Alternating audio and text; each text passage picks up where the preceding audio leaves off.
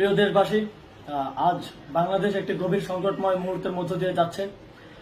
এখন পর্যন্ত আমাদের প্রাপ্ত খবর অনুযায়ী আওয়ামী লীগ, ছাত্রলীগ, যুবলীগের সন্ত্রাসীরা গুলি করে কুপিয়ে প্রায় 30-এর অধিক শিক্ষার ছাত্র জনতাকে হত্যা করেছে এবং দিন শেষ হতে হতে এই সংখ্যাটা কোথায় গিয়ে দাঁড়ায় আমরা জানি না। এরই প্রেক্ষিতে আমরা একটি সিদ্ধান্ত নিয়েছি। আমাদের একটি জরুরি সিদ্ধান্ত মোতাবেক আমাদের যে 6 তারিখের যে লং মার্চ টু ঢাকা কর্মসূচি ছিল সেটাকে আমরা একদিন এগিয়ে নিয়ে এসেছি। অর্থাৎ আগামীকাল 5ই অগস্ট সারা দেশের মুক্তিকামী জনতাকে ঢাকার উদ্দেশ্যে রওনা হওয়ার জন্য আমরা আহ্বান জানাচ্ছি।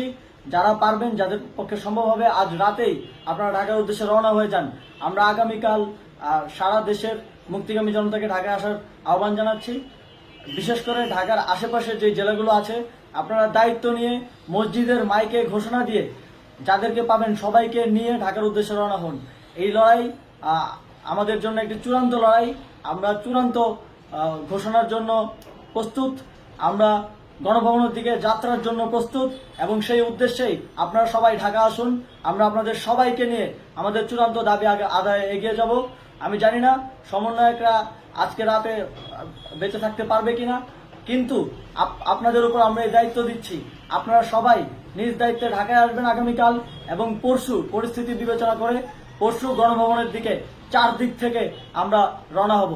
আমরা খুব আতঙ্কের সাথে লক্ষ্য করছি যে ছাত্রলীগ, যুবলীগ এবং আওয়ামী লীগের গুন্ডারা পুলিশের অস্ত্র দিয়ে পর্যন্ত সাধারণ জনগণের উপর হামলা করছে।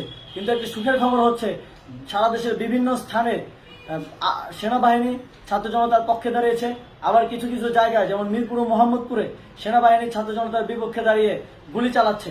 আমরা সেনাবাহিনীর প্রতি আহ্বান জানাতে চাই, আপনারা এদেশের নাগরিক এবং আপনারা এদেশের নিরাপত্তার দায়িত্বে আছেন, এদেশের জনগণের যানবাহনের নিরাপত্তার দায়িত্বে আছেন। আপনারা দেশের পক্ষে এবং দেশের জনগণের জন্য কাজ করবেন। কোনো খুনি সরকারের জন্য, কোনো খুনি রাজনৈতিক দলের জন্য কাজ করবেন না। এটি এদেশের জনগণ আপনাদের থেকে প্রত্যাশা করে।